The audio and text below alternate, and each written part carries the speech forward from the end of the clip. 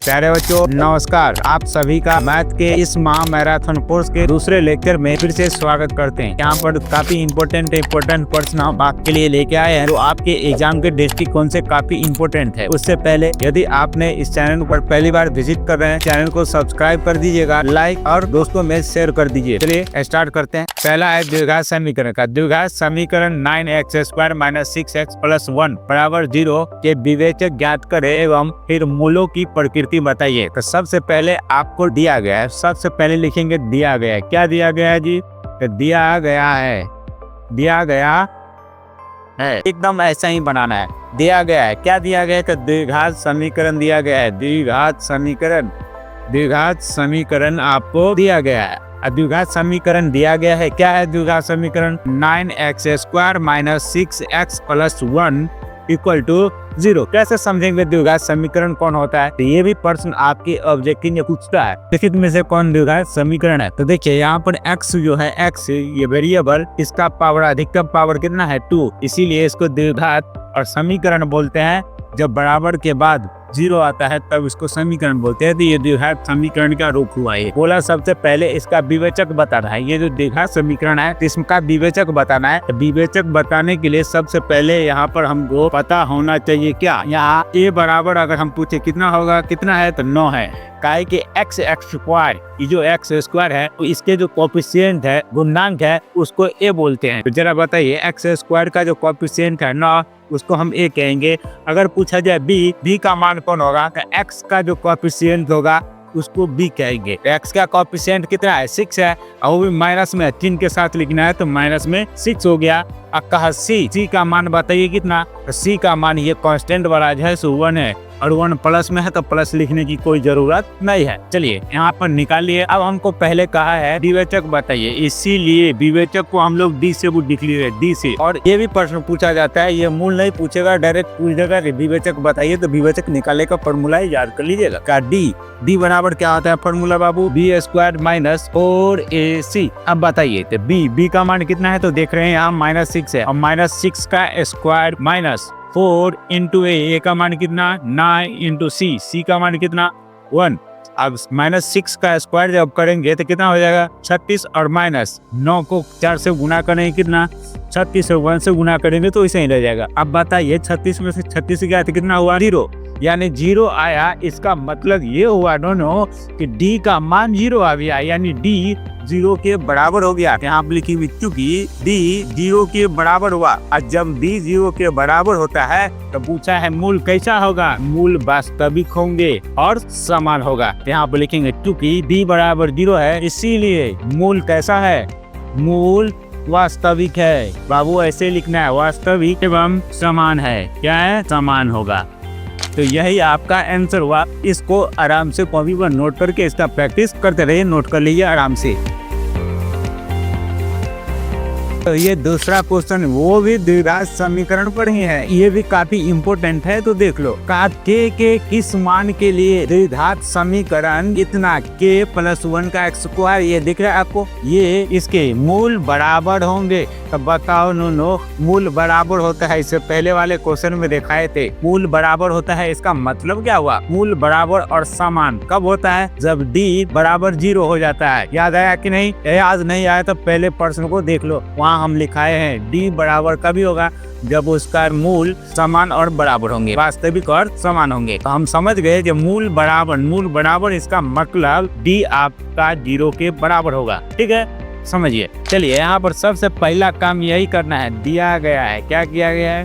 दिया गया है। क्या दिया गया है जी? तो द्विघात समीकरण लिखिए सुंदर से। द्विघात समीकरण दिया गया है। द्विघात समीकरण क्या है? तो देखिए ये गजब तरीका का द्विघात समीकरण दिया गया। आप लोगों को देख के तो दिमाग हिल गया होगा। ये इतना भारी प्रश्न पूछ देता है, बताइए इतना भारी इतने नोनू बउआ से सुगा सबसे इतना भारी प्रश्न पूछ दिया जाता है। अरे देख के दिमाग हिल गया होगा। बाबू दिमाग नहीं हिलाना है, बहुत इजी है नोनू, बहुत इजी। इतना इजी, इससे इजी तो आपको कहीं मिलेगा ही नहीं। चलो आजा दिखाते। ये द्विघात समीकरण लिख दिए, तो आप हमको बताइए, ये भी बताए थे यहाँ पर आप लिखना है a। अब बताइए a का मान कौन होगा? सर आप हमको बताए थे x² के बाद जो कोएफिशिएंट बचेगा उसको ए कहेंगे। तो जरा बताओ नो एक्स स्क्वायर है, एक कोफिशिएंट पूरा है ना के प्लस 1, इसका मतलब के प्लस 1 एक्स स्क्वायर पे छोड़ के जो बचा सो ए का मान होगा।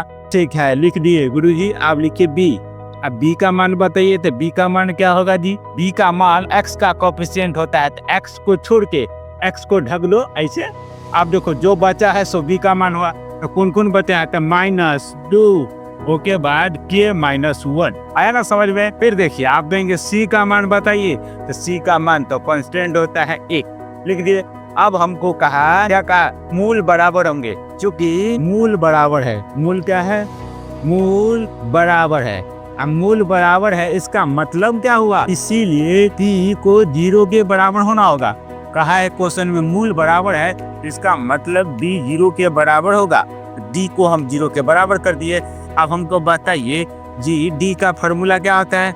डी का फॉर्मूला गुरुजी b² - 4ac और बराबर 0। यहाँ से भी प्रश्न बनता है, द्विघात समीकरण में विभेदक निकालने का फॉर्मूला निम्नलिखित में से कौन होता है? तो यही वाला फॉर्मूला रहता है, ऑप्शन में यही दे देगा, माना खटाकनिया वैसे। अब यहाँ पर देखिए बी का मान कितना है? देखिए तो -2 ऐसा लिखा है, -2 इंटू के प्लस के -1 पूरा का स्क्वायर, फिर -4 इंटू ए का मान कितना है? तो देखिए यहाँ पर ए का मान के प्लस 1 इंटू सी का मान कितना 1 और बराबर क्या करना है? 0 करना है। अब हमको ये बताइए, यहाँ लिखा है -2 और के बाद के -1 ये पूरा का स्क्वायर करना है। ये पूरा का स्क्वायर करना है। देख के तो दिमाग हिल गया होगा, इतना बड़का का स्क्वायर कैसे करेंगे? ऐसा तो हमने कभी सीखा ही नहीं सीखा है। टेंशन नहीं लेना है, इसको हम 2 मिनटों में नहीं 2 सेकंड में बता देंगे। देखो ये स्क्वायर है तो इसके अंदर में जो रहेगा सब का स्क्वायर करना है। अगर आप बताइए ये 2 स्क्वायर करना है, ये माइनस में 2 है, इसका भी तो स्क्वायर करना है। अब -2 का अलग से स्क्वायर कर दीजिए, कितना हो जाएगा? 4। -2 का स्क्वायर करेंगे 4, तो यहाँ पर लिख दीजिए 4, ठीक है। और फिर ब्रैकेट है। अब कौन बचा है? तो के -1 इसको रॉक कर रहे हैं, ध्यान देना। के -1 इसका स्क्वायर करना है। तो जरा बताइए इसको अगर हम ए मानेंगे, इसको मानेंगे बी, तो बताइए ए माइनस बी का होल स्क्वायर। तो ए माइनस बी का होल स्क्वायर क्या होता है जी? तो ए माइनस बी का होल स्क्वायर है गुरु जी ए स्क्वायर। तो ए का मान कितना? के, तो के स्क्वायर ए स्क्वायर माइनस 2ab, तो 2a का मान कितना? के और बी का मान कितना? 1 और प्लस बी स्क्वायर, तो बी का मान कितना? 1, तो 1 का स्क्वायर आता है कि ना फॉर्मूला। अब यहाँ पे लिख सकते हैं के स्क्वायर माइनस 2 को के से गुना करेंगे तो 2 को के प्लस 1 का स्क्वायर 1 होता है, यानी सिंपल वे में ऐसा हमको निकल के आएगा। जब इसको इसका स्क्वायर करेंगे तो ऐसा आएगा। तो यहाँ पे लिख दीजिए, क्या लिखिएगा? के स्क्वायर -2k और प्लस 1 आ गया। फिर माइनस यहाँ देखिए 4 से गुना करना है के प्लस 1 को। तो जरा बताओ जी के प्लस 1 ये ब्रैकेट के अंदर में है, बाहर में 4 है, 4 से गुना करना है। तो मेरा भाई सब में ना गुना करेंगे जी। तो 4 को के से गुना करेंगे तो 4 को के प्लस 4 को 1 से गुना करेंगे तो 4 ना होगा, यानी ना हो जाएगा। लिख दीजिए, लेकिन ध्यान देना है चिन्ह बदल जाएगा, कहीं कि यहाँ पर माइनस का चिन्ह है तो माइनस के साथ ही गुना होगा, यानी यहाँ पर माइनस रख दो और तब गुना करो। तो आप बताओ -4 को के से गुना करेंगे तो -4 के हो जाएगा, और फिर -4 को 1 से गुना करेंगे तो -4 को गुना करेंगे 1 से, क्या होगा? -4 होगा ना, यानी -4 हो जाएगा, यानी ई हो जाएगा पूरा आंसर। तो हम लिख सकते हैं -4 के और -4 और बराबर में 0। अब देखिए अब इसका ई ब्रैकेट तोड़ना है तो 4 है प्लस में, तो इससे गुना करेंगे तो 4 से गुना करेंगे के स्क्वायर को, तो यहाँ हो जाएगा 4 के स्क्वायर। अब -4 को 2 से गुना करेंगे तो 4 दूना कितना होगा? 8 के, और प्लस 4 को 1 से गुना करेंगे कितना होगा? 4 होगा, और -4 के -4 बराबर 0। अब हमको बताओ नो यहाँ पर क्या लिखा है? 4 के स्क्वायर, और यहाँ देखो यहाँ 8 को के माइनस में, यहाँ 4 को के माइनस में। हम बताए हुए हैं चिन्ह अगर एक जैसा रहता है तो दोनों जुड़ जाता है। तो जरा बताओ -8 -4 कितना हुआ? -12। इसी को बताना मत। यहाँ -12 के और प्लस में ये कितने है? 4, तो 4 बराबर 0। यहाँ तक दिख रहा है और नहीं दिख रहा है? चलो यहाँ पर इसको लेते, यहाँ पर लिखते, ठीक है? चाहे यहीं पर लिखते हैं, इसको ध्यान से इसको मिटा देते। यहाँ देखो यहाँ पर यहाँ के स्क्वायर है, जरा देखिए 4 के स्क्वायर यहाँ -8 और -4 है, दोनों को जोड़ेंगे तो माइनस कितना हो जाएगा 12 के और प्लस कितना 4 बराबर 0। अब हमको बताइए इस सब में देखिए कहाँ भाग गया जी।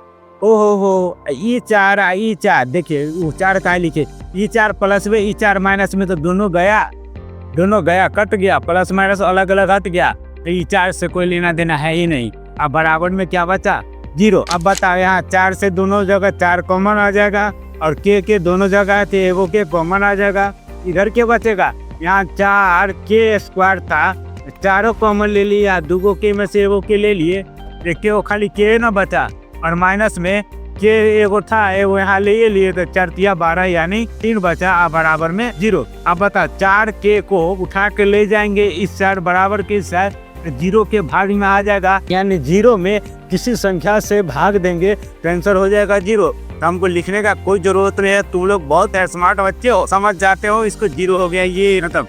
तो बचा कौन था के -3 और बराबर 0। यहाँ से के का मान निकालना है, माइनस में उसको उठा के ले जाएंगे, प्लस में 3 हो जाएगा। प्लस में 3 को ऐसे लिखो या ना लिखो, लेकिन ऐसे लिख लोगे तो अभी चलेगा प्यारे बच्चों। तो यही हमारा हो गया राइट आंसर। देखा कितना आसान क्वेश्चन है, इसको भी नोट कर लो जी, नोट कर लो, एग्जाम में टकराने वाला है, नोट कीजिए। देखो ये एपी का ये भी प्रश्न आ गया, एपी का कहा यदि किसी एपी के तीसरा एवं चौथा पद क्रमशः 4 और -8 है तो एपी का कौन सा पद शून्य होगा। देख के तो दिमाग एकदम हिल गया होगा। नो इतना भारी, लेकिन ध्यान रखना हमसे पढ़ रहे हो, हम बता रहे हैं, ये भारी नहीं बहुत आसान है, बस दिल थाम के बैठो यहाँ पर आ जाओ। हमको कुछ नहीं आता है, हमको जो दिया गया वो तो लिख सकते हैं ना। क्या दिया गया है एपी क्या तीसरा पद, यहाँ पर लिख दो दिया गया है। ये लिखने आता है कि नहीं तो दिया पुता सब जानता है, दिया गया है, तनी को जो रहता है मनो को सब उसको लिख जाता है, दिया गया है। क्या दिया गया है तीसरा पद दिया गया है, और तीसरा पद कितना दिया गया है तो 4 दिया गया है। अब बताइए हिंदी में लिखा है, इसको हमको लिखना है मैथ में, तो क्या लिखेंगे एपी को अगर पहला पद है ये मान लीजिए आप प्रथम पद को ऐसे लिखते हैं, दूसरा पद को कैसे लिखते हैं A2, तीसरा पद को कैसे लिखते हैं A3, ऐसे A+D यानी इसको लिखते हैं A+D, तब हुआ दूसरा पद। तीसरा पद को कैसे लिखते हैं तो A+2D यानी एगो बढ़ा के मतलब एगो हटा के यहाँ पर अगर दूसरा पद लिखना है तो फॉर्मूला क्या आता है an बराबर a+n-1 इंटू डी। अब बताइए दूसरा पद यानी 2 यानी a+n का मान कितना 2 -1 इंटू डी। आप इसको घटाएंगे तो क्या हो जाएगा a+d हो जाएगा। यानी दूसरा पद को हम लोग ऐसे, तीसरा पद को ऐसे। अगर कहेगा चौथा पद को लिखना है तो क्या लिखेंगे a+ चौथा है यहाँ 4 है यहाँ 3 कर देंगे 3d। अगर कहेगा a5 का मान बताइए लिखेंगे a+4d, एक घटा के लिखना है, ठीक है। अब समझ गए वे, चलिए यहाँ पर हम इसको ये मैथ में लिखा गया तीसरा पद कितना 4 है तो हम इसको कहेंगे ना एना नहीं लिखेंगे, हम क्या लिखेंगे तो एना लिखेंगे एपी में a+, तीसरा है इसका मतलब a3 कहाँ है, तीसरा का A3 कहाँ है A3 को कैसे लिखते हैं तो a+2d लिखते हैं ना। यहाँ आप लिखे a+ कितना 2d और बराबर कितना 4 आ गया। इसको हम लोग समीकरण मान लेंगे 1। उसी प्रकार से नौवां पद कितना -8, तो नौवां पद लिखिए, हिंदी में लिखा है नौवां पद कितना -8 है। और नौवां पद को कैसे लिखते हैं तो a+8d और बराबर -8, ये समीकरण 2 हुआ। अब दोनों को सॉल्व कर देंगे, कैसे करेंगे यहाँ लिखिए समीकरण 1 और 2 से, समीकरण 1 और 2 से क्या कहा 1 और 2 तो एक कहा है a+2d बराबर 4 और एक कहा है a+8d बराबर कितना -8, ये समीकरण 2 हुआ। अब इसको सॉल्व करेंगे 3 बदल के, तो प्लस है तो माइनस, प्लस है तो माइनस यहाँ नीचे में ये प्लस हो जाएगा, ठीक है। ये खत्म, समीकरण सॉल्व करना आता है ना जी। यहाँ देखिए यहाँ 2 को डी है, यहाँ 8 को डी है, यहाँ 8 को डी माइनस में है, 2 को डी प्लस में है, तो अलग अलग चिन्ह है तो घटेगा। 8 में से 2 गया तो कितने हुआ 6 को डी, वो कौन है माइनस में, कहे कि बड़का माइनस में है ये -d और -6d। अब यहाँ देखिए ये दोनों प्लस में है, ये दोनों प्लस में ही है, तो 8 सर कितना हुआ 12, किस में प्लस में, ये दोनों प्लस में हुआ। तो जरा बताइए 6 दूना कितने हुआ 12, काटेंगे तो ये माइनस है, इसको उठा के ले जाएंगे या माइनस से दोनों तरफ गुना करेंगे तो ये हो जाएगा d बराबर कितना -2। d का मान निकल गया। अब हमको किसका मान निकालना है a का। और ध्यान रखना बुआ AP, कोई भी AP लिखना है तो पहले प्रथम पद और d हमको पता होना चाहिए। हम d का मान निकाल लिए, अब इसका मान निकालेंगे a का। अब इसको रखेंगे समीकरण 1 में d बराबर -2 रखने पर जिना जिना लिखी सो तेना तेना लिखिया। समीकरण 1 कहाँ गया बुआ, यह है गुरुजी a + 2d बराबर 4 समीकरण 1 हुआ।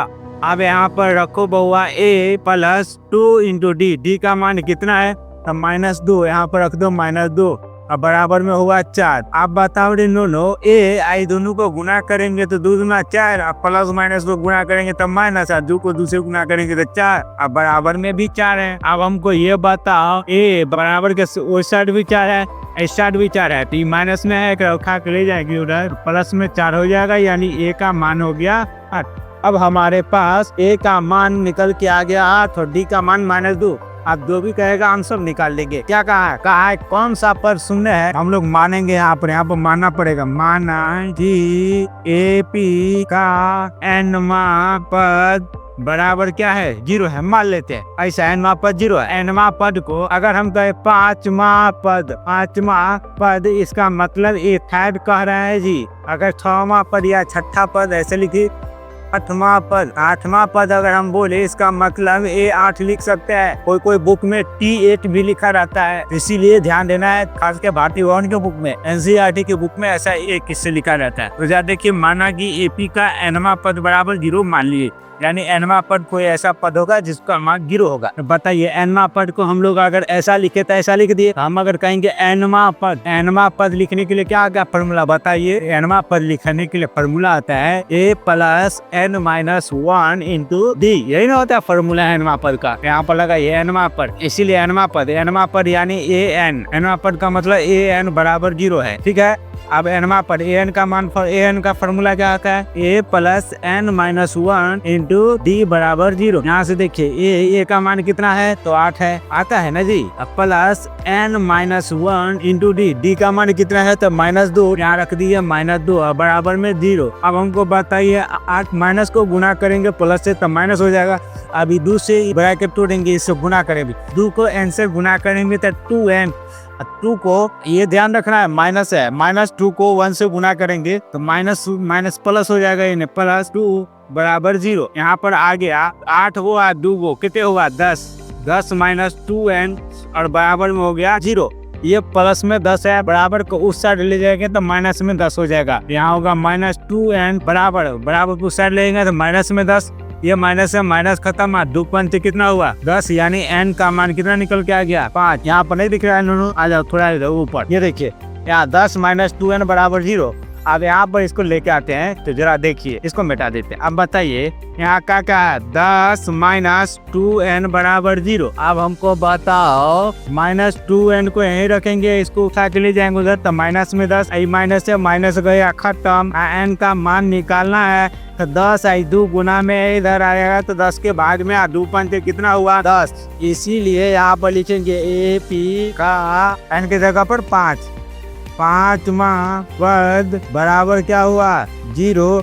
यही हमारा हो गया राइट आंसर। तो बच्चों इसको नोट कर लो बुआ, ये आपके एग्जाम के दृष्टिकोण से काफी इम्पोर्टेंट है। फिर मिलते हैं अगले वीडियो में।